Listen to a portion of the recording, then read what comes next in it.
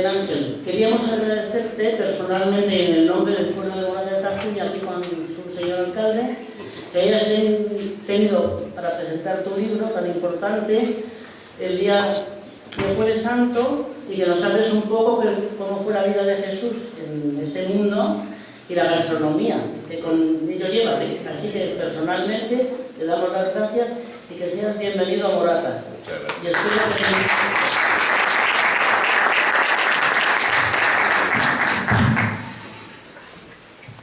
tenéis un micrófono aquí que presente a su peso. Bueno, lo primero que he de decir, buenos días a todos, es que Miguel Ángel fue mi director, fue el director del Gabinete de Comunicación y Prensa del Consejo Superior de Investigaciones Científicas, donde yo he trabajado y donde volveré a trabajar, espero, dentro de un par de meses. De todas las formas, era lo primero que quería deciros para que sepáis que a mí me une un lazo muy especial, muy cariñoso, muy emotivo con Miguel Ángel, y que espero que así siga, estemos donde estemos. Bien, voy a leeros un poco lo que yo creo que hay que destacar de Miguel Ángel, que yo creo que es una parte importante, por lo menos, de lo que es su publicación y de lo que él es, ¿no? Miguel Ángel es licenciado en Ciencias Políticas y Sociología, especializado en Ecología Humana y Población, titulado superior del Consejo Superior de Investigaciones Científicas, periodista y escritor, colabora en distintos medios generalistas, como el programa Protagonista de Punto Radio y otros especializados. Durante 9 temporadas fue responsable del espacio de divulgación gastronómica España Paso a Plato, emitido en Telecinco y Antena 3. Es premio Alimentos de España del año 2003 por la buena combinación de la gastronomía y de los productos españoles con la cultura, el paisaje y la sociedad, así como por la promoción de una alimentación sana y equilibrada. Es autor de varios libros, entre los que destaco Cómo curan los alimentos, del que se han realizado varias ediciones, Rutas con sabor, la cocina del Cid, Armas de varón es un libro muy interesante que os recomiendo, que habla un poco de las artimañas que tuvieron que hacer las mujeres en cierto momento de la historia para poder ejercer sus profesiones. Eso es lo que tenía que se hacían pasar por hombre. En fin, os recomiendo que lo leáis. Y el libro que hoy nos ocupa, La Última Cena, que también lo recomiendo y que más o menos el título os dice por dónde va a ir, pero que él nos va a explicar mejor. Apasionado de la historia, periodista científico, como he dicho anteriormente, Miguel Ángel fue el que forjó la base de la divulgación científica como hoy se conoce. De hecho, la transmisión a los medios de comunicación de toda la cultura científica en unos momentos en que los científicos eran personas muy encerrados en lo suyo, hubo que sacarles, por lo menos inculcarles la idea de que tenían que comunicar y que tenían que transmitir a toda la población, que son los que pagan, aquellos avatares que sufrían y aquellas conclusiones científicas que tenían. Ya digo que toda la base de la educación y sobre todo para los periodistas que van a dedicarse a la comunicación científica, está basada en aquellos años, no hace tantos años, todavía no nos hacía falta la fórmula nueva.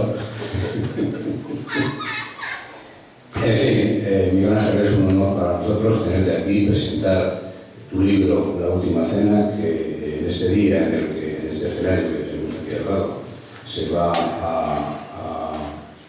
escenificar dentro de la Pasión de Morata de Tajuña, La Última Cena, porque yo creo que es un día importantísimo para todos los morateños. Te agradecemos que estés entre nosotros y te comunico pues el que es un honor para nosotros. Muchas gracias. Muchas gracias, bienvenidos a todos los que os habéis acercado esta mañana a este acto. Muchísimas gracias, alcalde, muchas gracias, Pilar. Efectivamente me siento aquí como en mi casa. El alcalde recordaba que hemos hecho un tramito de historia juntos. Con Pilar me siento como Pilar es mi familia buena, porque hay familia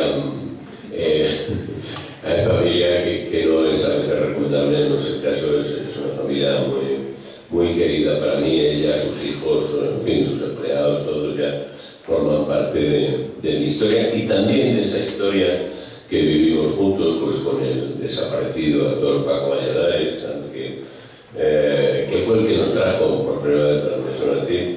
Éramos en aquella época más de Chinchón, luego desertamos claramente de Chinchón y nos hicimos de Morata.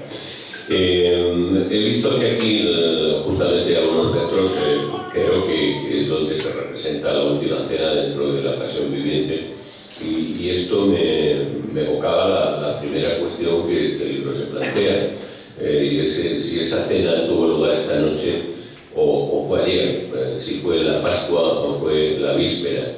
Esa, en fin, es una cuestión en la que entraré, porque yo creo que es crucial a la hora de analizar la gastronomía, lo que pudieron comer aquella noche Jesús y los que le seguían.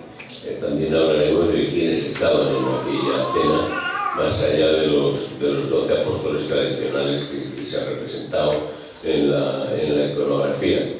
Sí quería deciros en primer lugar el por qué me acerco yo a este tema. El libro es un poco en cierta medida, pues la culminación de un trabajo de algunos años que se ha visto sobre todo reflejado en televisión. Pues primero, hace un par de temporadas lo hice con el multiestrellado David Muñoz. Él, lógicamente, como corresponde a su categoría de cocinero tecnoemocional, hizo una cosa muy abstracta, muy lo tenéis en YouTube y podéis verlo, pues con erizos, pues hizo una especie de corona de espinas, francamente dramática, en fin, tenía poco que ver en realidad con lo que se comió aquella noche, con lo que se ganó en ese banquete, pero sí tenía un significado simbólico alto. El año pasado lo hicimos con otros 2 estrellas Michelin, Paco Roncero y Ramón Freixa, con todas las licencias que lógicamente ellos se quisieron tomar, respetando básicamente en este caso lo que yo les expliqué que se había cenado o que probablemente se cenó en esa cena, pero lógicamente pues dándole un tono contemporáneo y una adaptación pues al tipo de cocina que hacen. Yo empecé, os decía al principio, el por qué me planteo yo todo esto. Pues hay 2 hechos que para mí resultaron cruciales y fundamentales. En primer lugar, cuando el famosísimo mural que ha hecho correr tanta tinta de Leonardo da Vinci, que como sabéis está en un convento en Milán, en Santa María delle Grazie, es lo que decoraba el refectorio. También sabéis que es una pintura mural que a los 4 años de haberla hecho Leonardo ya se había empezado a caer. Él no sabía utilizar bien las técnicas del enyesado, era muy lento pintando y por lo tanto no podía pintar al fresco. El fresco no admite correcciones. Sí lo hacía algunos personajes, algunos pintores que tienen esa capacidad. Pues ahí está la cúpula de San Antonio de la Florida, Goya, que es una verdadera maravilla, pero eso hay que ser, digamos, especial. Leonardo tenía otra forma de trabajar y aquello se fue cayendo y era muy difícil de ver. Después de 20 años de limpieza, una limpieza concienzuda que se hizo en ese mural, un historiador y crítico de arte norteamericano, John Barreano, descubrió que lo que allí están comiendo en la famosa última cena de Da Vinci es un plato que se llama anguila a la veneciana. La anguila a la veneciana era un plato muy popular en el Renacimiento italiano, concretamente en el Ducado de Milán, y Da Vinci pues lleva ese plato, digamos, que era reconocible para sus contemporáneos, y además que sabemos por registros de compras del propio Leonardo que era algo que le gustaba especialmente esa anguila a la veneciana. Entonces la coloca, digamos, como plato principal, como plato fundamental de esa cena. Esto lógicamente me llamó la atención porque un judío jamás comería eso. Esto está taxativamente prohibido para un judío porque además incumple una doble ley mosaica. Como sabéis, los judíos solo pueden comer animales marinos que tengan escamas y aletas, no una de las 2 cosas, sino ambas. En el caso de la anguila no tienen escamas ni aletas. Insisto, sería el incumplimiento de un doble precepto mosaico, algo muy similar a lo que en España conocemos como que te den morcillas, que como sabéis era algo que se le aplicaba a los judíos conversos para ver si su conversión era sincera. Comiendo morcilla también incumplían un doble precepto mosaico, que es el de tomar sangre y comer cerdo. De manera que es un poco la anguila, sería el equivalente a nuestra morcilla como prueba de limpieza de sangre. Esto me llama la atención porque es evidente que Leonardo debía de saber esto, debía saber todas estas cosas. El gueto judío de Milán era muy importante en la época y sin embargo pues no lo respetó y puso un plato a sabiendas que era un plato terefá, que llaman los judíos, un plato inmundo, prohibido para cualquier judío, y no olvidemos que Jesús y los que le seguían lo eran. Insistiré en esto de los que le seguían porque en los evangelios jamás se dice la voz apóstol o discípulo, o sea, quiero decir, eso es un concepto muy posterior, siempre se habla de los que le siguen. Esto me llamó la atención y por otra parte me llevó inmediatamente a las pinturas de la escuela cuzqueña, esa escuela de pintura que crean los jesuitas españoles en el Virreinato del Perú, en el que hay varios cuadros, grandes cuadros, en la Catedral de Cuzco, en la Catedral de Lima, en los que los artistas, estos artistas cuzqueños, siglos XVII, XVIII, el plato principal de sus últimas cenas es un cuy asado. El cuy, como sabéis, es un conejillo de India, con lo que los niños españoles suelen jugar en las casas, es una mascota, y los niños peruanos pues se lo comen asado tan ricamente, pues algo de manera similar a la que se hacen aquí los pollos, que evidentemente jamás un judío comería, porque es absolutamente prohibido, que su religión comería un roedor, como es el caso. Todo esto me llevó a pensar qué es lo que ocurría y por qué estos artistas, en el caso de los cuzqueños muy bien informados, los jesuitas siempre han sido dentro de la Iglesia Católica probablemente el sector más culto, más formado teológicamente, y esto no podían ignorarlo. Pero en ese punto, estamos hablando de 2008, en 2011 creo que aparece el libro, para mí es un libro impecable, sobre todo desde un punto de vista teológico y afinado, Jesús de Nazaret, del ahora dimitido Papa Benedicto XVI, el cardenal Ratzinger. Benedicto XVI lo que viene a decir aquí es que, como sabéis, en los 4 evangelios hay un evangelista, Juan, que sostiene que esa cena, esa última cena, se celebró la víspera de la Pascua, incluso hace una referencia a que están gritando los corderos que se sacrificaban ritualmente en el templo y que era la única forma de adquirir un cordero. Un cordero de Pascua no se podía comprar en una carnicería, no había carnicerías en la época, había que comprarlo en el templo, sacrificado ritualmente, entre otras cosas porque el templo, y así lo pone de manifiesto Jesús en algún momento con su ira contra los cambistas, el templo era un auténtico negocio y era de lo que vivía toda la gran ciudad de Jerusalén, el negocio del templo. Lo que viene a demostrar, creo que sin ninguna duda, Benedicto XVI, es que Juan tiene razón y los que están equivocados son Mateo, Marcos y Lucas, porque esa cena él hace todo un complejísimo estudio que, bueno, tampoco es tan difícil de seguir, pero que viene a demostrar que Jesús y los que seguían nunca respetan el calendario nuevo, el calendario del templo, de los sacerdotes que son colaboradores del imperio romano opresor, y por lo tanto, pues, digamos, este grupo social, este grupo religioso, se rige por el antiguo calendario, por el calendario tradicional, con lo cual esa cena no tuvo lugar, como consideramos oficialmente los católicos, el Jueves Santo, sino el Miércoles Santo. En fin, esto, insisto, y vuelvo a repetir, por si alguien no lo ha cogido, no es opinión mía, es la opinión de la máxima autoridad en su momento de la Iglesia Católica, y yo creo que lo explica de manera absolutamente irrefutable. ¿Qué importancia tiene esto? Pues aparentemente ninguna, ¿no? Que pasar, que fuera un día, que fuera otro. sí tiene una enorme importancia desde el punto que a mí me interesaba abordar el asunto, que es el punto de vista gastronómico. Si la cena tuvo lugar el miércoles y no el jueves, o sea, la víspera de la Pascua, en esa cena no pudo haber cordero. No pudo haber cordero por lo que os explicaba. El cordero no era algo que se pudiera comprar en cualquier sitio. Había que comprarlo en el templo, ritualmente sacrificado, y esa noche de la cena de Jesús y los que le seguían se estaban sacrificando. Es decir, los corderos los estaban matando. No podían haber comido cordero. En aquella época sabemos por muchos testimonios, como bien sabéis, en los evangelios se cuenta absolutamente nada respecto al contenido de aquella cena, al menú de aquella cena.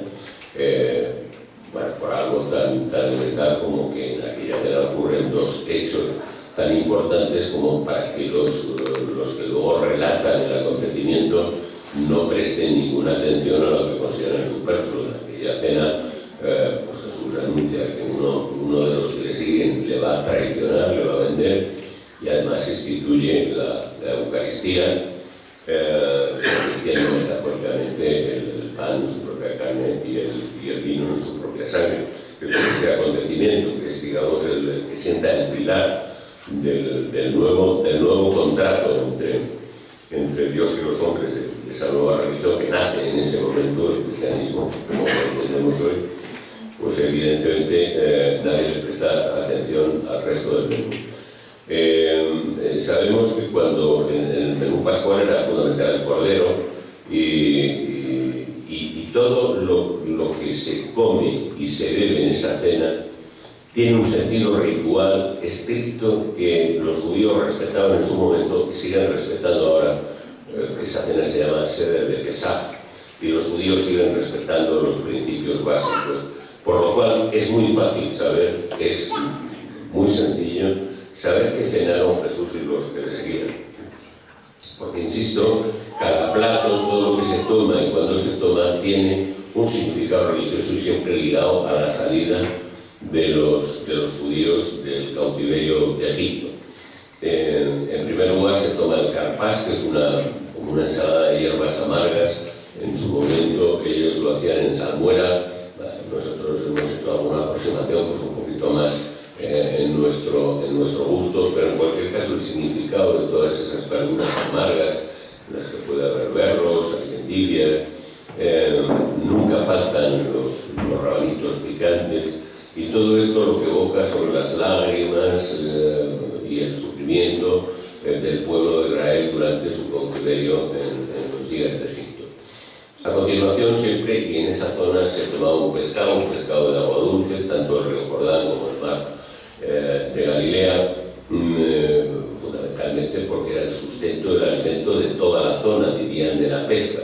Incluso había poblaciones que no había más oficio que este. Es el caso de Magdala, de donde era María de Magdala, posteriormente llamada Magdalena, donde los hombres pescaban y las mujeres venían de pescado. Y María Magdalena era pescadera, pues no cabe ninguna duda. ¿Qué hacía Jesús en ese contexto? Bueno, hay dos posibles explicaciones. Evidentemente, cuando comienza su vida pública, los tres primeros fichajes entre comillas, son 4 pescadores, 4 conocidos pescadores. O bien Jesús mismo era pescador, había reciclado su oficio, o lo que es más probable, seguía siendo carpintero, como había sido educado en su infancia, y había ido a Magdala pues, a construir barcos y a arreglar barcos. Había cuenta de que necesitaban, pues, digamos, un continuo mantenimiento de calafateo, etc. Y él se había especializado, digamos, en carpintería pesquera, no sé si se puede decir así. El hecho es que siempre hay un plato a continuación del carpás, de esta ensalada de hierbas amargas ritual, siempre hay un plato de pescado. El pescado también tiene en el cristianismo pues, un significado simbólico en que nos vamos a extender. Como sabéis, a Jesús se le representa, a los cristianos primitivos le representan como un pez, o sea, es el símbolo de los cristianos. También pues, por toda la simbología de pescador de almas, etc.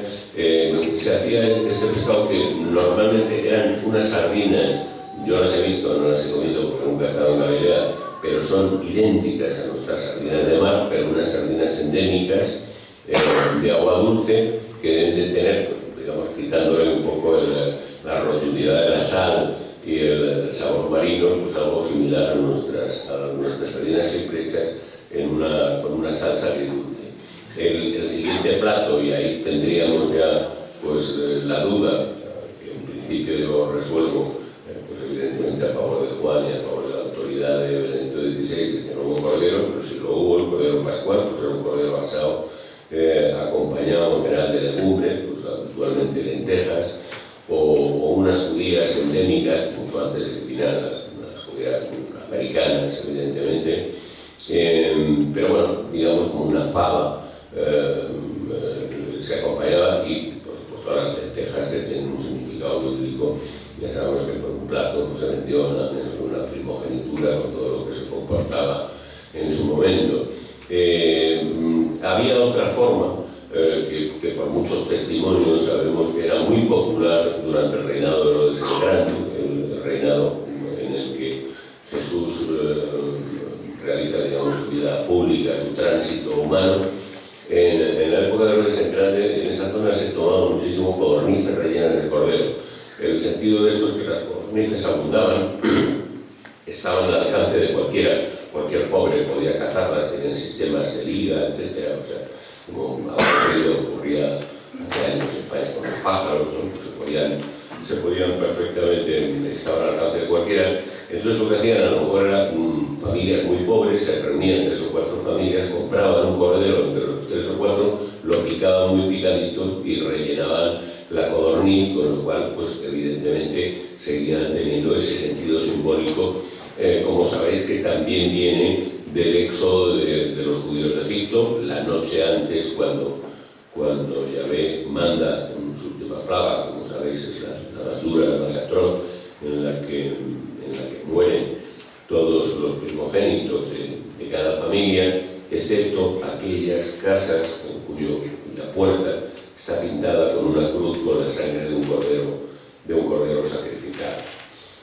Otro elemento fundamental de esa cena es fundamental el pan ácimo, el pan sin levadura, también por esta circunstancia de que Yahvé le ordena a su pueblo, le ordena al pueblo judío, que salga precipitadamente de Egipto, con lo cual a las mujeres que se encargaban de hacer el pan no les da tiempo a hacer un pan fermentado, un pan que levante, y se tienen que llevar ese pan, digamos, para su travesía hacia la tierra prometida. Se tiene que llevar ese pan, el matzá, el pan sin levadura, elemento fundamental.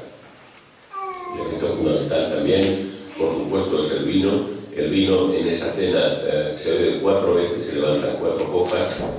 Una novedad que yo he introducido en este libro es pedirle a un enólogo y sumiller de Chef Agueras que me seleccionara 4 vinos que pudieran recordar a los vinos de aquella cena. Sabemos que lo que se bebía en la época era de un varietal antiguo de la actual Shiraz, de la uva Shiraz.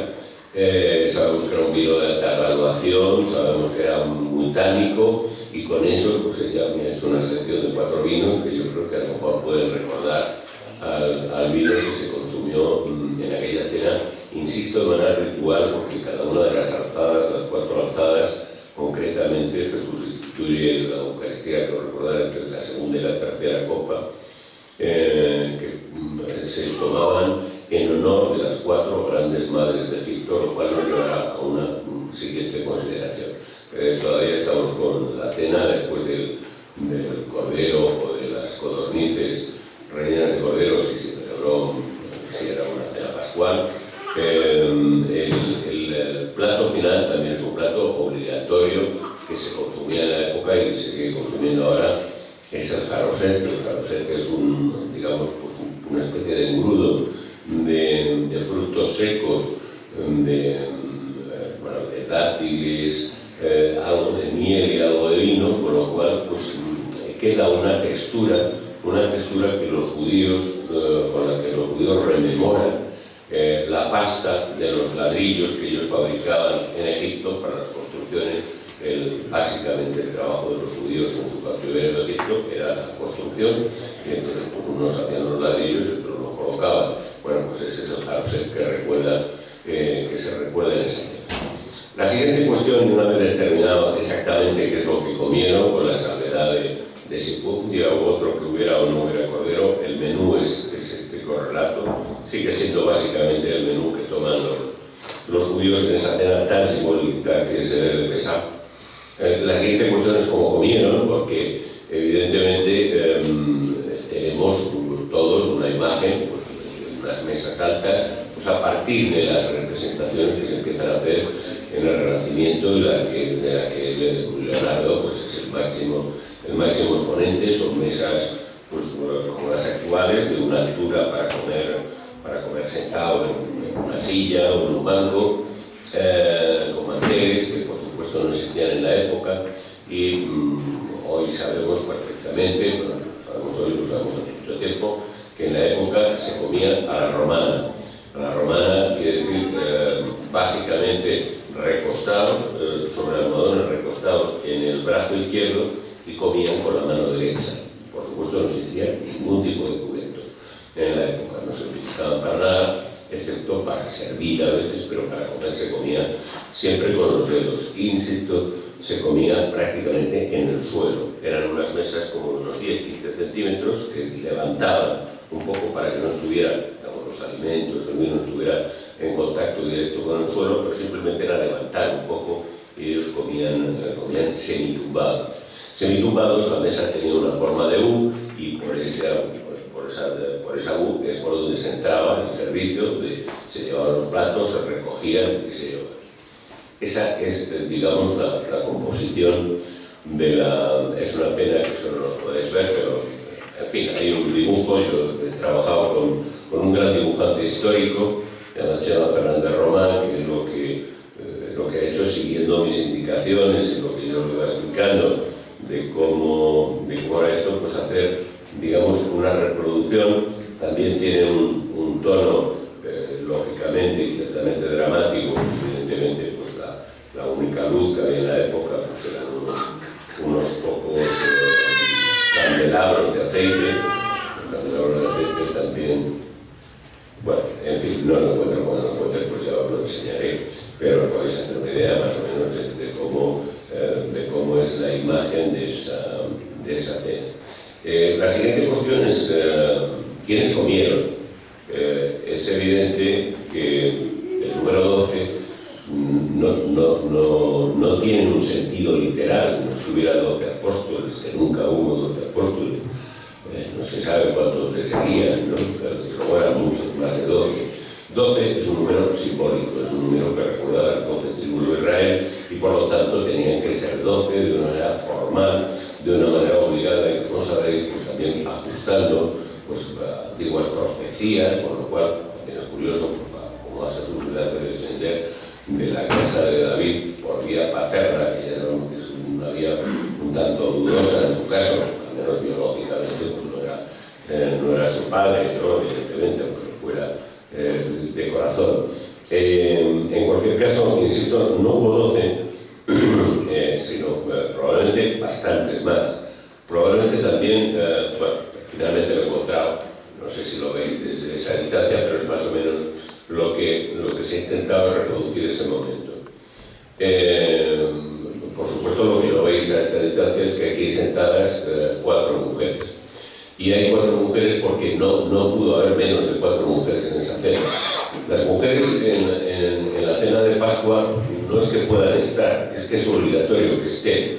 Y es obligatorio que cocinen, pero luego que se sienten y que no intervengan ni en el servicio de mesa, es decir, ni en sacar los platos ni en retirarlos, cosa que siempre hacen los hombres, nunca las mujeres. Pero insisto, las mujeres no es que puedan estar en esa cena, sino que es obligatorio que estén. Por otra parte, es de sentido común el que las mujeres que siguen a Jesús, que tienen una importancia capital, solamente ellas están en la muerte y solamente una está en la resurrección, mientras los varones se esconden donde mejor pueden. Esta es la realidad, aunque luego paguen, digamos, afectivamente su culpa, pero los que siguen a Jesús, los varones, desaparecen por completo.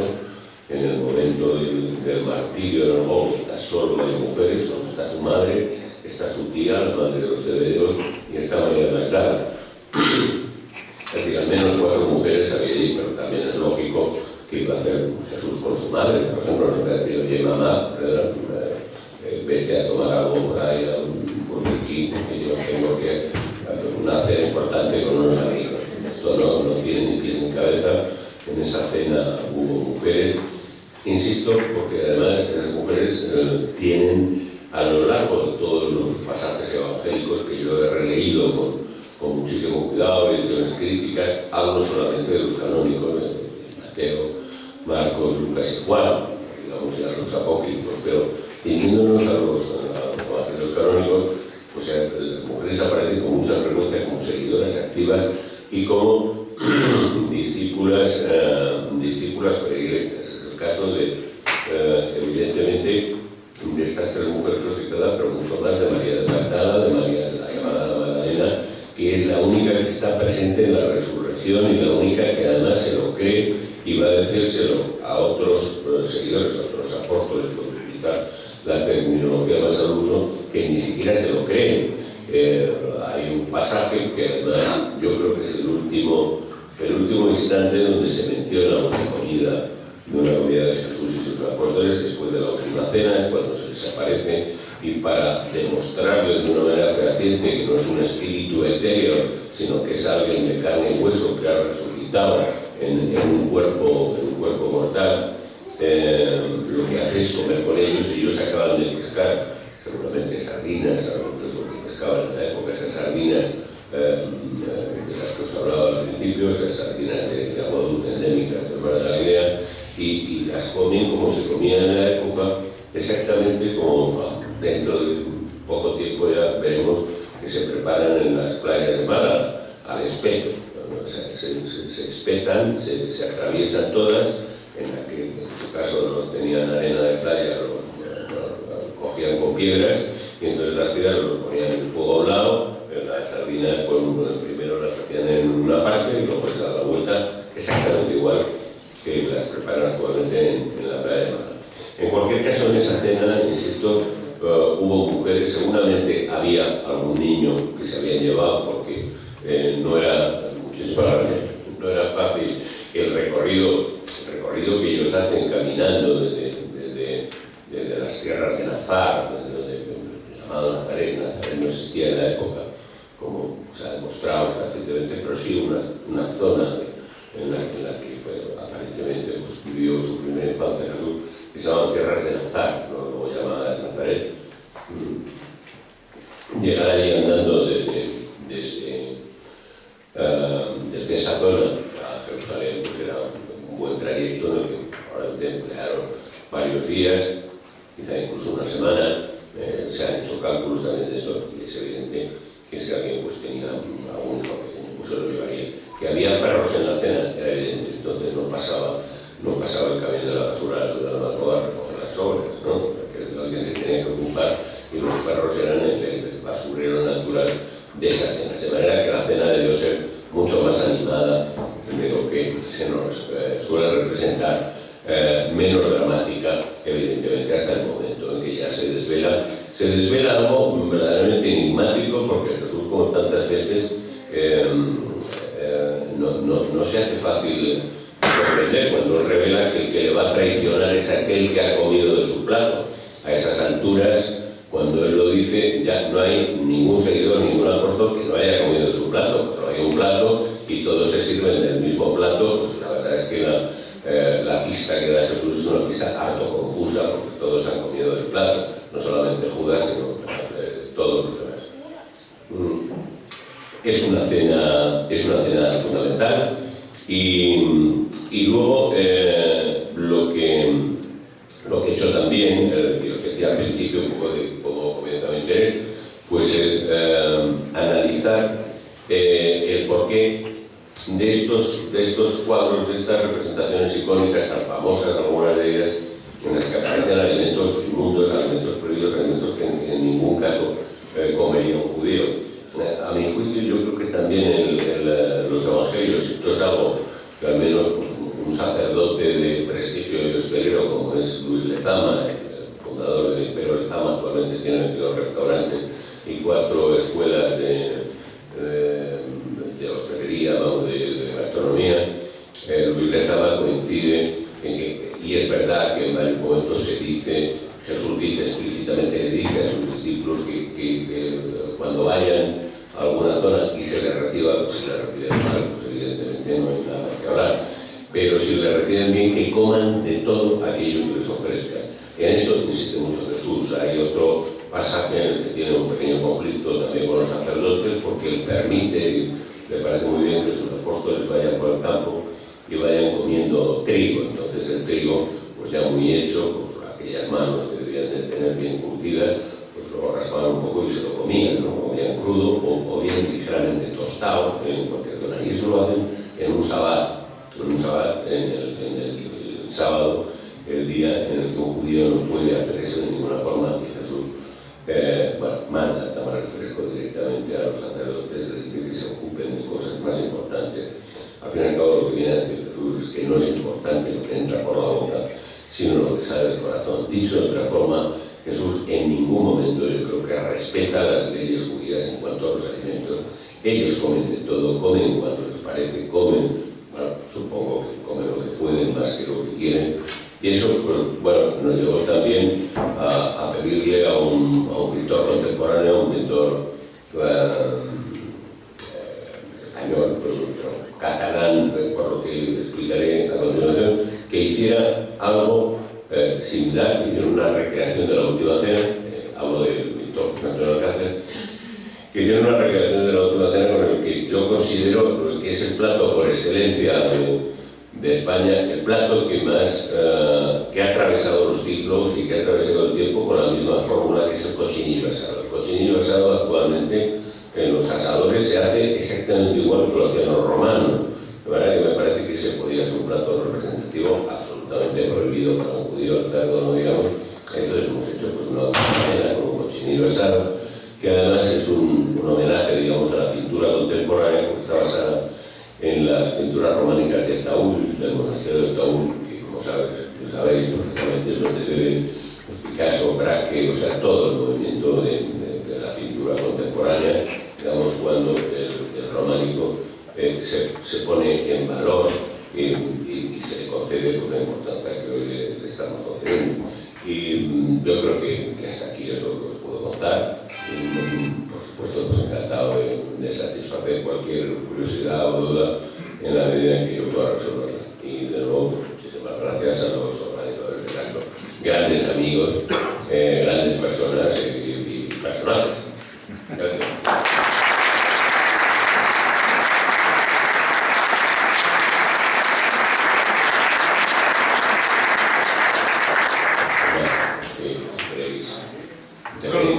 Vosotros sois parte de esta historia. Una pregunta. ¿Sería posible, cómo sería el gusto actual si preparáramos una cena parecida con esos ingredientes, esos platos? Hoy nos gustaría, ¿cómo sería nuestro paladar? Sí, excepto a lo mejor esa ensalada que dulcificaba un poco, porque tomar una cosa en salmuera pues es un poco difícil. Yo creo que todos tenemos en la mente, yo pensaba que eso es muy parecido cuando uno desala el bacalao. O sea, ese agua primera, pues hombre, tomarse unas verduritas en eso debe ser un poco inquietante. Yo creo que ahí, pues si se puede uno conceder una licencia. Ellos también utilizaban el vinagre, aunque eso, digamos, es un plato un poco como para sufrir, los judíos lo ven.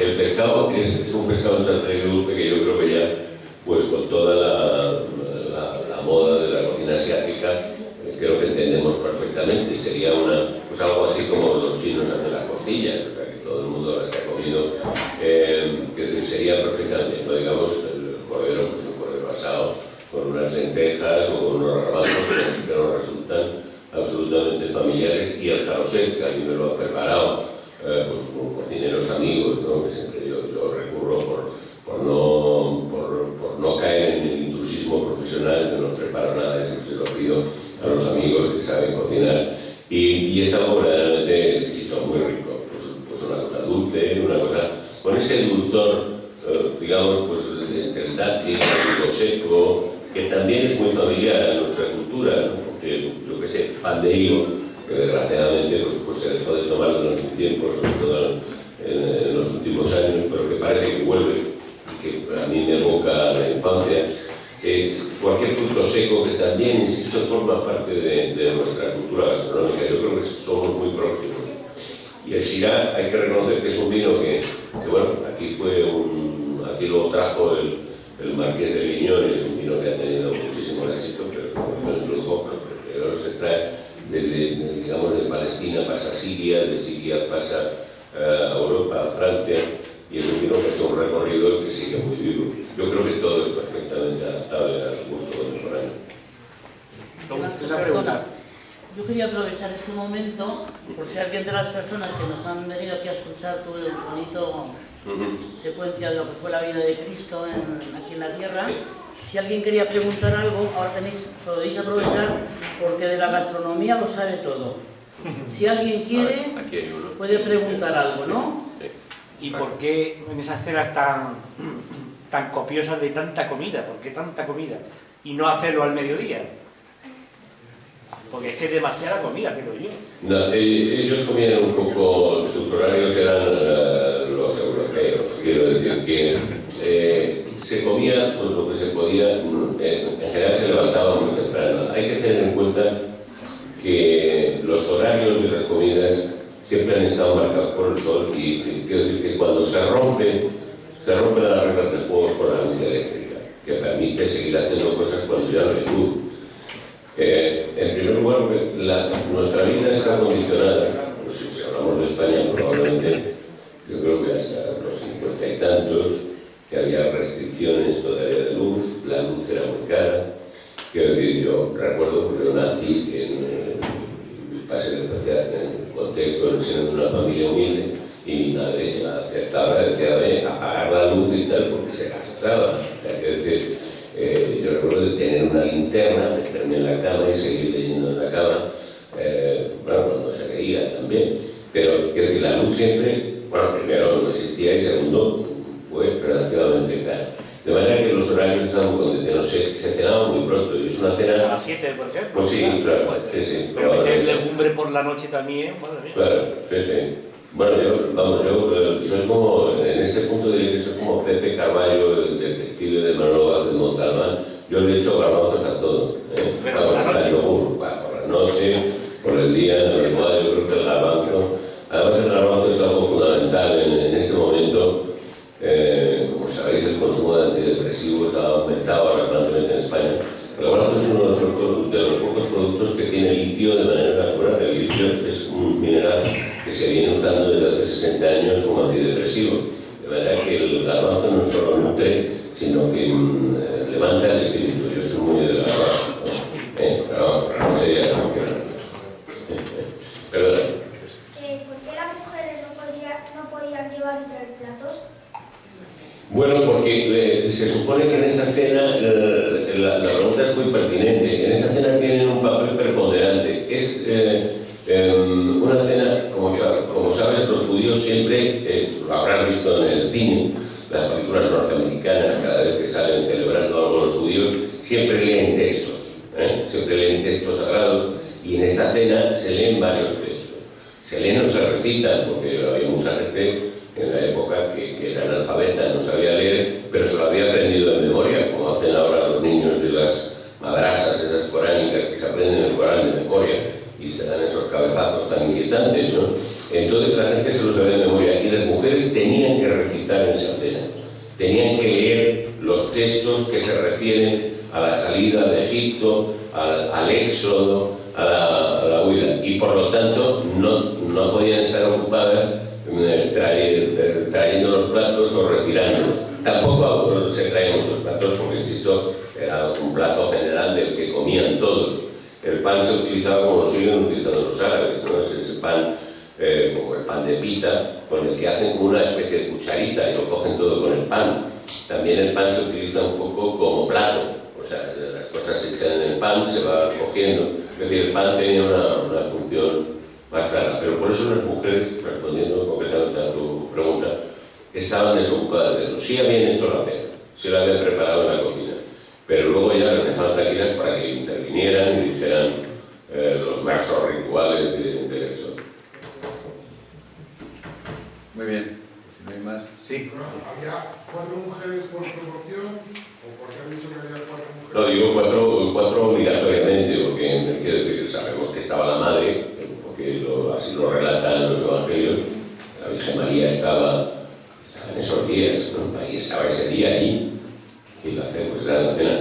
Sabemos que estaba María de Magdala, sabemos que estaba María, la hermana de la Virgen, y sabemos que también había otra mujer que se cita repetidamente como la esposa de un recaudador de impuestos, Salomé. La citan, yo creo que 3 de los evangelistas la citan, o sea, por lo menos 4 mujeres, probablemente había más. Probablemente fue una cena multitudinaria, a lo mejor de 30 40 personas.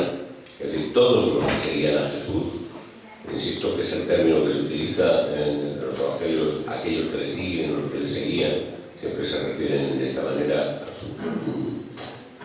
sus discípulos, ¿no? A la gente que oía su palabra y que además estaba en condiciones de repetirla, porque lo que hace Jesús a lo largo de su vida pública es una tarea formativa, o sea, de explicar a los demás cuál es su mensaje para que los demás luego, lógicamente, lo repitan. Está creando una escuela. En eso había bastantes discípulos, mucho más que estos 12 que aparecen como apóstoles, y evidentemente había mujeres con un papel muy importante, como fue siempre María Magdala. ¿Cuál era la relación con Jesús? Como sabéis de eso, hay mil especulaciones, casi fuera, no sabemos. Pero en cualquier caso sí que era alguien en que Jesús confiaba. Bueno, confiaba al punto de que cuando resucita solo se le aparece a ella. Es la única que está ahí. Hay distintas versiones de la resurrección. Hay un evangelio que se suprimió, que es el de Pedro, que es uno de los apócrifos, pero pues, que habla de una ascensión a los cielos con 2 ángeles. Luego están los conocidos, los de Mateo, Marcos, Lucas y Juan, con distintas, con leves diferencias. Se mueve la piedra, los soldados que están guardando huyen, o no hay soldados, están, digamos, en la entrada de esa cueva donde se ha depositado el cuerpo de Jesús. Pero en cualquier caso siempre está María de Magdalena. María está siempre, pero lo cual yo creo que indica claramente que era una discípula predilecta, probablemente porque entendía muy bien el mensaje, ¿no? Por las cosas que se han especulado de una relación sentimental. A mí por lo menos me parece improbable. Bueno, sentimental en el sentido afectivo sí, porque es una mujer en la que confía, claramente confía.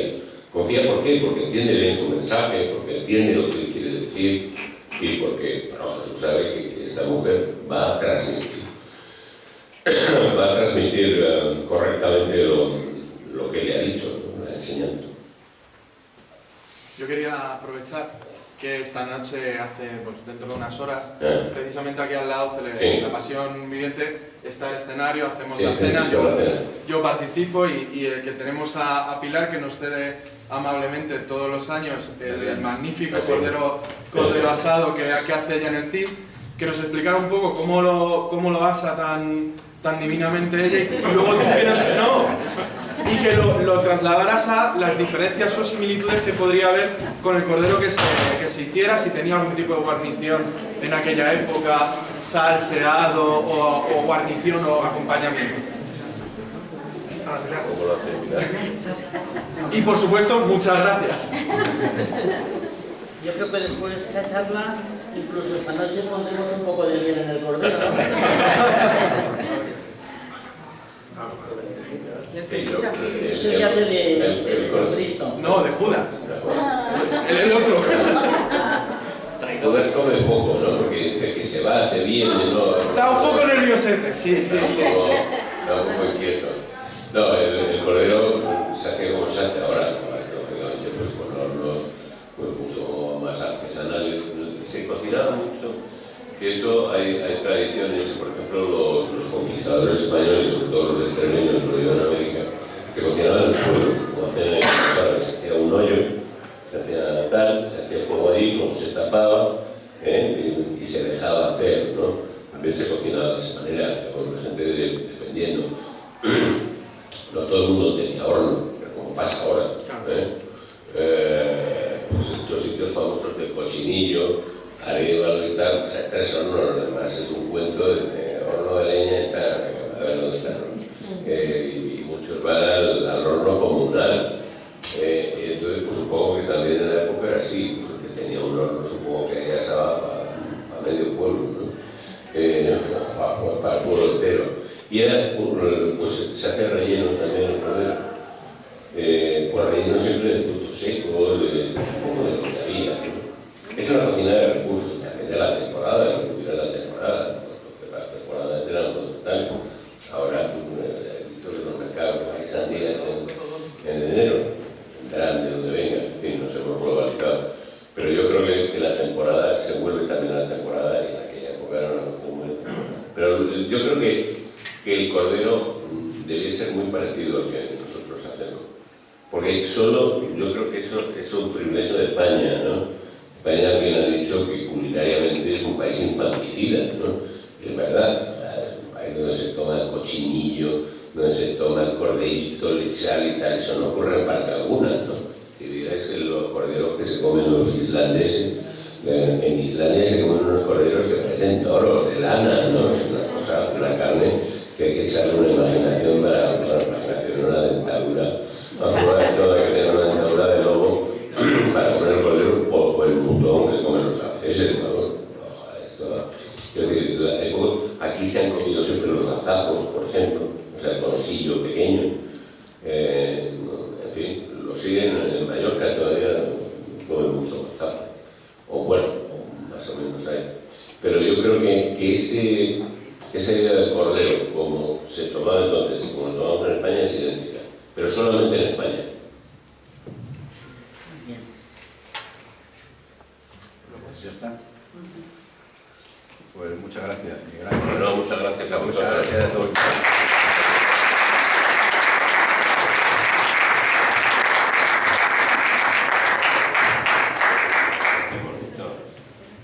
Muchísimas gracias. Pasión, Qué barbaridad, qué barbaridad. Qué bonito. Qué bonito. Bueno, la banda sonora que hemos escuchado del coche y la película al llegar a casa. Muchas gracias de nuevo. Gracias.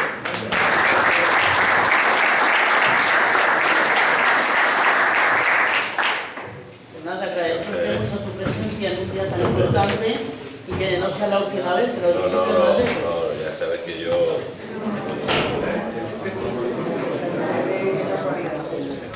Mira, a ver, Pedro, yo creo que te he hecho un 4 o 5.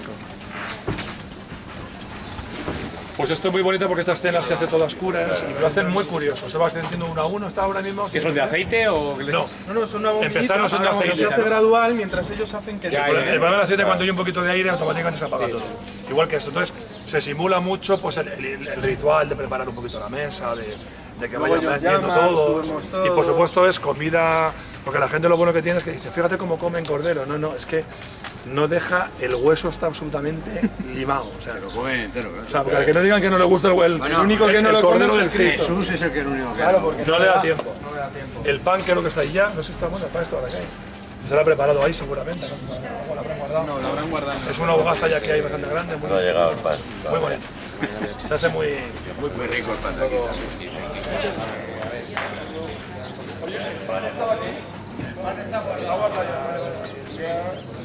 Oye, ¿qué no se da?